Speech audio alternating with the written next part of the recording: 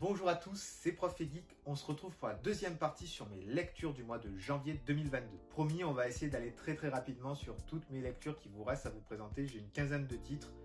Allez, c'est parti. On commence par This is the 2, paru chez Urban Comics. This is the 2, comme je vous l'ai dit, ce tome-là ne s'appelle pas comme ça aux États-Unis. Le titre d'origine est Dead Planet. Dans ce récit, on va voir qu'il s'est passé 5 ans entre la fin du tome 1 et le départ des survivants vers Terre 2 et le début de notre histoire. Sur Terre 2, les super-héros restants protègent les survivants. Ils ont recréé leur monde. Alors, on voit pas trop un petit peu leur civilisation, ça va très vite sur Terre 2. Mais ils reçoivent en morse un signal de détresse qui vient de la Terre. Du coup, les héros repartent sur Terre pour essayer de trouver des survivants et pour voir où en est la menace zombie. Donc, les zombies sont toujours là. Il y a des poches de survivants par-ci par-là, donc on sait qu'il y a le jardin qui est à Gotham, qui est protégé par Poison Ivy et sous la direction également d'Harley Quinn, où il y a quelques héros qui vont chercher des survivants à droite à gauche. C'est intéressant de voir un petit peu la retrouvaille entre ces différents héros, ce qu'ils ont vécu, parce que même ceux qui sont partis ont vécu des choses pas faciles. Ils se sont mis sur une planète, mais ils ont été attaqués parce que d'autres espèces revendiquaient le caillou sur lequel ils étaient. Donc voilà, il y a eu des guerres, ils essayent de faire la paix. Sur Terre, c'est merdique, clairement. Il y a des zombies partout. Il y a des poches de gens qui sont par-ci par-là, qui ont survécu avec du système D ou grâce à la magie ou grâce à d'autres subterfuges. L'histoire tourne autour de plusieurs axes. Il y a plusieurs histoires dans la même histoire au final, entre ceux qui vont essayer de trouver un remède, puisqu'ils retrouvent Cyborg, et il y a John Constantine, encore une fois, qui lui fait « Ouais, faites ça les gars, moi je vais faire autre chose ». Donc tout le monde le traite de connard en disant « Mais toi tu te planques en fait », mais le type est en train de niquer le game en fait. Ils s'en rendent pas compte que le gars devient le boss, mais littéralement en fait. C'est-à-dire que le type devient le plus puissant du monde, clairement. Je vais pas trop spoiler, mais c'est super bien amené. Comme j'ai dit, il nique le game. Il n'y a pas d'autre terme en fait. John Constantine, qu'est-ce que vous voulez que je vous dise? L'un des meilleurs anti-héros au monde. Au niveau dessin, c'est pas toujours fou quand même. Hein. Faut remarquer que certaines têtes sont quand même ratées, faut le dire. Il y avait déjà eu ce problème dans les autres tomes, hein, notamment Unkillables, je vous en avais parlé. Là, c'est quand même un peu dommage. Notre petite planche assez sympathique. Urban a voulu mettre le numéro 2 pour signifier que c'était vraiment la suite directe du 1. C'est vrai qu'on peut lire le tome 1 et le tome 2 sans lire le reste. Ça peut se suffire, même s'il y a quelques petits trous qu'on aimerait bien savoir. Le tome Unkillables est vraiment pas mal. Le tome Up Our End m'a vraiment déçu, je vous en avais parlé. Celui-ci, je trouve qu'il remonte le niveau. Je sais que certains l'ont pas apprécié, moi je l'ai trouvé bien. Ça conclut quasiment tout l'univers. Il reste quand même une petite porte ouverte pour pouvoir faire une suite. Et j'espère que Tom Taylor planchera dessus, parce que c'est un univers que moi j'aime bien et que j'aimerais voir encore développer. Mais il n'y aura pas 50 tomes de plus, hein. S'il y aura peut-être un tome 3, voire 4, grand max, à moins qu'il y ait d'autres rebondissements auxquels moi je n'ai pas pensé. Mais je suis curieux de voir ce qu'ils vont faire. Peut-être qu'ils vont laisser là et du coup il y aurait des conséquences en fait indirectes qui sont folles. J'espère vraiment qu'ils feront une suite. Je mettrai un bon 14, ça fait le taf, il y a du zombie, il y a des gens qui se tapent dessus, il y a des gens qui ont de l'espoir, il y a des gens qui font des choses cosmiques, phénoménales, voilà, c'est juste très bien. On poursuit avec Captain Albator, les mémoires de la Cardia, tome 1 à 3 paru chez Kana. Le cadeau de ma famille pour Noël, Albator, mon personnage de manga préféré qui a des valeurs de dingue, qui veut protéger l'humanité, qui veut protéger la Terre contre les envahisseurs. Alors on retrouve le Albator de la série 78, c'est-à-dire celui qui combat les Sylvidres. Là on est clairement entre l'opposition entre la reine Sylvidra et Albator. Et il y a un phénomène qui se passe sur Terre avec une ère glaciaire qui arrive. On ne sait pas trop comment ça se passe, on ne sait pas trop pourquoi. Et en fait, en enquêtant, on se rend compte qu'il y a une Sylvidre qui était endormie, qui a des gènes de glace dans le tome 1, qui va être réveillée par un personnage pour détruire toutes les Sylvidres qui sont sur Terre et anéantir la planète pour que la reine Sylvidra, qui est en exode et qui veut revenir sur Terre, ne puisse pas venir et que, grosso modo, ça la baise, hein, il n'y a pas d'autre terme. Et en fait, on va voir que la Sylvidre modifiée a des sœurs et dans chaque tome, on va libérer les sœurs. L'histoire est vraiment intéressante, le dessin est très beau, c'est super bien amené, ça a les valeurs de la série. je ne peux que recommander, si vous êtes fan d'Albator, de lire ça. C'est fait par Alquier, celui qui va dessiner et va faire les Chevaliers du Zodiaque qui vont paraître un peu plus tard dans l'année, que j'attends là aussi énormément. Je trouve que vraiment cette gamme de classiques, où ils ont mis Goldorak, Albator et bientôt les Chevaliers du Zodiaque, elle me plaît bien. C'est des histoires validées par les auteurs d'origine, c'est-à-dire là par Leiji Matsumoto, Leiji Dieu Matsumoto, hein, faut pas l'oublier, un des grands monuments du manga japonais avec tout ce qu'il a fait autour d'Albator. Et on a des suites officielles qui sont validées par les auteurs. C'est juste dingue en fait. Moi je trouve ça super bien. Les scénarios sont bien amenés et voilà, on retrouve des dessins très très beaux. Voilà quelques planches que vous pouvez voir. Si vous regardez bien ici, l'auteur a intégré Leiji Matsumoto dans son récit. Voilà, il a fait un super petit hommage, j'ai trouvé ça très très sympa. Albator dans son vaisseau qui va dans la salle de l'ordinateur. J'en dis pas plus, pour tous ceux qui connaissent la série, vous savez l'importance de cette pièce. C'est juste magnifique, c'est très touchant. Ce que j'aime beaucoup avec Albator, c'est son côté humain, son côté protecteur, l'homme qui, même s'il est déchu, a un sens de l'honneur, se bat pour la liberté. Voilà, c'est beaucoup d'émotions qui me traversent là quand je repense à ce personnage. C'est vraiment mon personnage de manga préféré. Même si c'est pas l'histoire que je préfère, Albator n'est pas dans mon top 3 par exemple de manga, mais le personnage en lui-même, c'est le meilleur personnage sur lequel j'ai lu. Je sais pas quoi dire de plus. Je suis juste très touché, très ému de lire ça. Je mets un bon 14-15 sur 20. Ça se lit très vite, hein, les tomes sont très fins, il y en a 3. Si vous êtes fan d'Albator, faut pas passer à côté. On continue avec des lectures dans l'espace avec We Only Find Them When They Are Dead, paru chez iComics. J'étais très hypé par ce comics quand Sullivan Room nous l'a présenté dans une des vidéos de leur chaîne YouTube. Ça nous a été vendu comme une histoire dans l'espace où il y a des gens qui partent à la recherche de cadavres de dieux géants morts pour en fait les forer parce que leur corps contient de la viande, des nutriments, du fer, etc. Parce qu'on a épuisé toutes nos ressources et que c'est une façon d'en avoir à disposition. Cette histoire-là, je trouvais ça super intéressant. Je trouvais que le concept était très bien et le capitaine d'un équipage voulait trouver un dieu vivant parce qu'on ne les trouve que quand ils sont morts. C'est le titre. Le comics nous a été vendu comme magnifique avec des planches de dingue. Et ça, c'est le cas. Voilà le cadavre d'un dieu géant dessiné par Simone Di Meo. Donc les couleurs sont faites par tablette, hein, clairement. Mais les dessins sont pas mal. Alors il y a quelques flous à un certain moment. Alors je sais pas si ça vient de mon livre qui a été mal imprimé ou si c'est des flous volontaires. C'est le cas ici par exemple. Alors je pense que c'est pour donner l'impression de vitesse et de déplacement.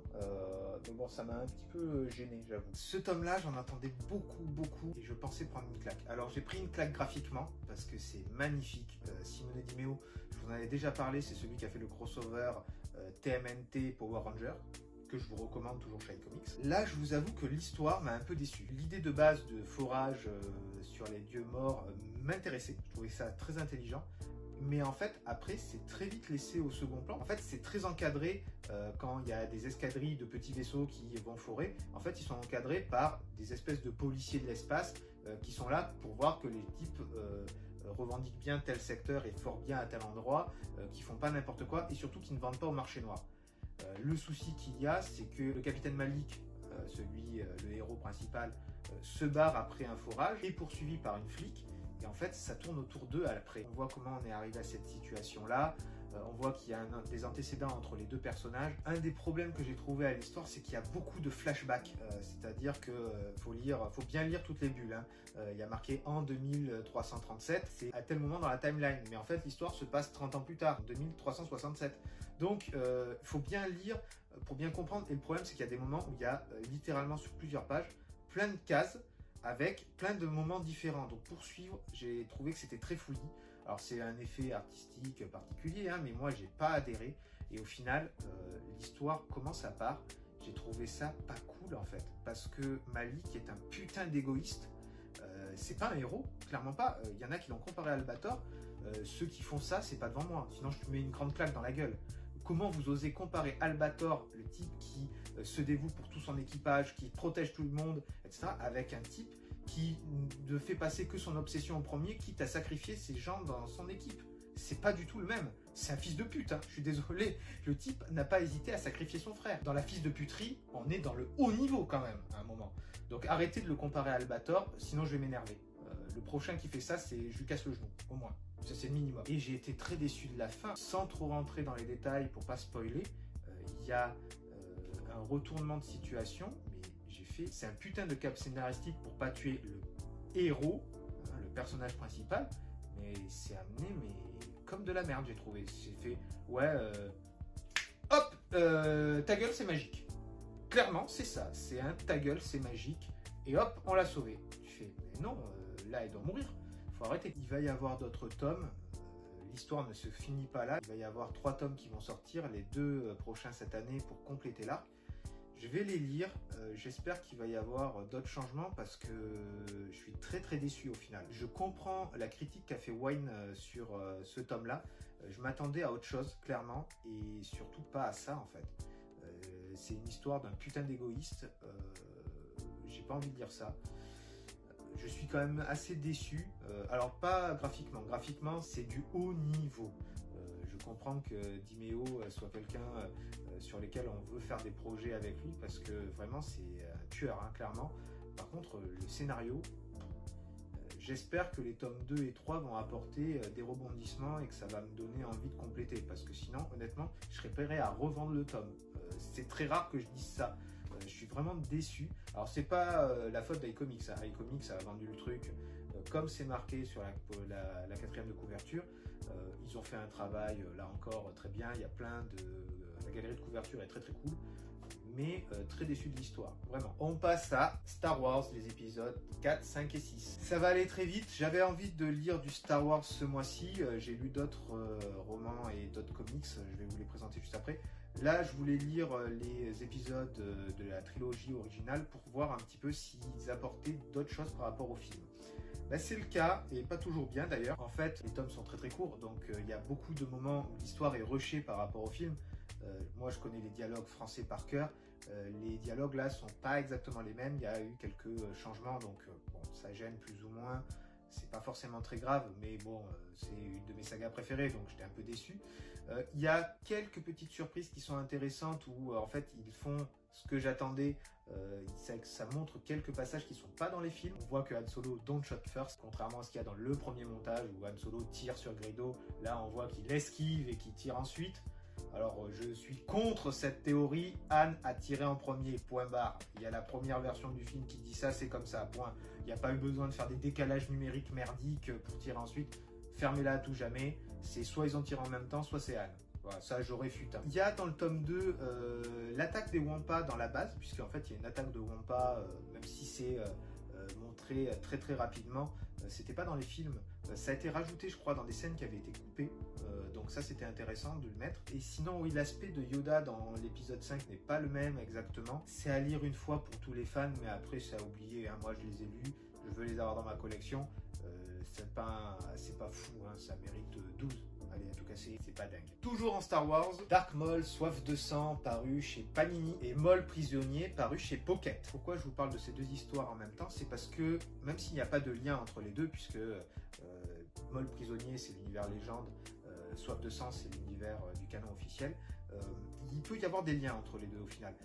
Dans Maul prisonnier, on voit Dark Maul qui infiltre une prison dans laquelle il y a des combats. Alors, c'est un peu un mélange entre Prison Break et la course à la mort avec Jason Statham, hein, pas le vieux film tout pourri. Dans la course à la mort, c'était des combats de bagnole au final. Là, en fait, il y a des combats entre guillemets de gladiateurs entre prisonniers. Et Maul doit enquêter parce que son maître l'a chargé de retrouver quelqu'un dans cette prison. Je ne vais pas trop en raconter. Et c'est vraiment bien fait. Les chapitres sont assez courts, ça se lit très très vite. Ça enchaîne, il y a plein de personnages intéressants qui sont dans l'histoire. On voit Jabba par exemple qui apparaît. On voit d'autres personnages qui ont moins d'impact, mais qui en auront sur la suite de l'histoire, puisqu'on voit une secte dirigée par l'apprenti de Dooku qui apparaît. Alors ça c'est un peu dommage parce qu'elle apparaît à la fin et c'est rushé, même si le livre est déjà quand même un peu épais. Il y a quelques aspects qui auraient pu être légèrement réduits et d'autres un peu plus développés, ça aurait été cool. Mais l'histoire est vraiment bien, je mettrais un bon 15, c'est très, très très cool à lire. Soif de sang, c'est un comics où là aussi Maul est envoyé en mission par Sidious et on voit qu'il va légèrement dévier de sa mission parce qu'il a appris qu'une Padawan Jedi allait être vendue aux enchères et il s'est dit c'est le moment de me faire la main et de lui péter la gueule, littéralement. Donc il y va, il infiltre avec des chasseurs de primes. C'était assez intéressant de mettre des chasseurs de primes là, même s'il n'y a pas Boba Fett par exemple, c'est pas le plus iconique, hein, et c'est la version canon. Donc quand on voit Aurra Singh, c'est pas la tueuse de Jedi qui a un sabre laser rouge, c'est juste une chasseuse de primes classique. Mais c'était intéressant à découvrir et l'histoire est pas mal, hein. Il y a un combat au sabre laser qui est très cool, mais sinon bon, c'est pas, ça vaut un 13, c'est pas mal. Ça permet de découvrir un peu Maul parce que ce personnage n'a pas une très grosse histoire. Dans le canon légende, il y a quelques romans et il y a quand même les BD côté obscur qui étaient là. Mais sinon, ça a été pas très développé puisque le type se fait zigouiller, je rappelle, à la fin de l'épisode 1. On passe à la partie manga avec Hippo, le tome 11 de la saison 6. Ça y est, le combat d'Hippo sur la scène mondiale se finit et se finit par une défaite. Je ne m'y attendais pas du tout. Ça a été la grosse surprise. On voit que Hippo, du coup, pense à la retraite puisqu'il avait annoncé à Yumi que s'il perdait une 3e fois, ça serait fini, il arrêterait la boxe. Donc il y a beaucoup de questionnements autour de lui puisque que va-t-il faire au final? Est-ce qu'il va rentrer dans l'entreprise familiale de pêche? Est-ce qu'il va pas être dégoûté et revenir sur le devant de la scène une nouvelle fois et faire un énième comeback? Il y a quand même beaucoup de questions qui se posent autour de Hippo puisqu'il n'arrive plus à gagner, hein, au final. Il vient d'enchaîner 2 défaites d'affilée alors qu'il aurait pu l'emporter littéralement, mais il est obstiné, il veut sortir son nouveau coup. On voit une discussion très émouvante entre le président et lui, tandis que Takamura, lui, est sur une autre planète, hein. Lui, en claquant des doigts, il plie son match de championnat du monde. On voit vraiment, du coup, les deux univers différents. Hippo qui veut rentrer dans la cour des grands, Takamura qui est, et la marche est trop haute pour l'instant. Est-ce que dans les prochains tomes, ça va arriver? Je l'espère. J'ai envie de lire la suite, hein. Kurokawa, dépêchez-vous de me sortir le prochain tome, s'il vous plaît. On enchaîne avec The Raiden King, tome 3 et 4. The Raiden King, un manga médiéval fantastique où il y a Poutine. L'argument ultime pour l'acheter, là aussi, un gros bonhomme, foncez. Ce qui est intéressant dans ces 2 tomes, alors je vous avoue que j'avais lu le 3, j'ai de suite acheté le 4 parce que j'avais vraiment envie de savoir la suite, hein, et ça m'a vraiment pris, tout simplement parce qu'ils sont en train de monter un univers qui est très intéressant. On voit les forces du mal qui commencent à arriver, on voit comment certains personnages sont un peu ambivalents, on voit comment Poutine négocie. Voilà, Poutinov à un moment il fait bon, on va faire une négociation. Vous voulez pas faire un duel? Non, non, on va négocier comme moi je fais, c'est-à-dire que moi j'ai une arme à feu, vous non, fermez-la à tout jamais, il tire sur des gens. Clairement, à un moment, c'est ça les négociations. Comme on dit dans Star Wars, c'est des négociations musclées, hein. À un moment, quand tu es chef de la Russie, t'imposes ton style. Voilà, c'est tout. Il y a quand même des rebondissements dans l'univers médiéval fantastique qui sont intéressants, qui partent dans un sens auquel je ne m'attendais pas. Et je suis agréablement surpris, donc j'ai vraiment envie de découvrir la suite. C'est toujours assez sympa, je mets 14-15, foncez. On termine avec Goblin Slayer Brand New Day, tome 1 et 2. Goblin Slayer, là aussi une série médiévale fantastique que je recommande. Si vous aimez Le Seigneur des Anneaux, ce genre d'univers, foncez sur Goblin Slayer. C'est vraiment très bien. Donc il y a la série principale, 2 spin-offs avec Brand New Day et Year One, sans compter les romans qui sortent aussi en français. D'ailleurs, alors je les ai pas, parce que j'ai pas envie de lire ça en ce moment, mais ça reprend complètement le manga. Brand New Day, c'est quand même à part, c'est vraiment un spin-off. Alors apparemment je crois que c'est en 2 tomes, hein, le 2e tome vient de sortir. C'est des histoires complètement annexes avec d'autres personnages secondaires. Donc on voit d'autres groupes d'aventuriers qui vont faire des quêtes et on voit comment ils se débrouillent. Alors de temps en temps on voit le crêpe gobelin qui passe par-ci par-là, soit il est en fond, soit il vient donner des conseils, soit même il est actif, hein. Il y a un moment à un moment, il y a une histoire où il y a 2 chefs de 2 autres groupes qui demandent au crève gobelin de venir avec eux parce qu'il a la compétence d'éclaireur. Et en fait, il s'escalade une tour, il pète la gueule au type et il le tue en le défenestrant. Ça m'a fait rire, hein. Je la raconte celle-là parce qu'elle est très courte. Et j'ai fait, c'est débile au possible. Pour une fois, c'est pas des gobelins qui va taper, mais c'était marrant. Ça m'a fait rire. Donc on voit un peu les liens qui se créent justement avec d'autres groupes, c'est intéressant. Alors on voit aussi des activités avec les membres du groupe du Crève Gobelin. On voit l'elfe, on voit le nain, on voit l'homme lézard Naga. On voit aussi comment ce petit groupe s'était formé et comment il rencontre le Crève Gobelin par la suite. Donc c'est vraiment intéressant, on passe un bon moment. Si on aime l'univers de Goblin Slayer, c'est à lire, c'est pas primordial, mais c'est cool, c'est un bon 13-14 là aussi. La vidéo se termine. Elle a été un peu longue, je m'en excuse. J'ai été très actif pour descendre ma palle ce mois-ci. Si la vidéo vous a plu, n'hésitez pas à vous abonner à la chaîne, à activer la cloche des notifications pour être prévenu de la sortie des nouvelles vidéos. N'hésitez pas à mettre des pouces, des commentaires, je réponds à chacun d'entre vous. C'était Prof et Geek, je suis très content d'avoir fait un petit bout de chemin dans ce multivers de la pop culture. On se retrouve très bientôt pour une prochaine vidéo. Ciao ciao!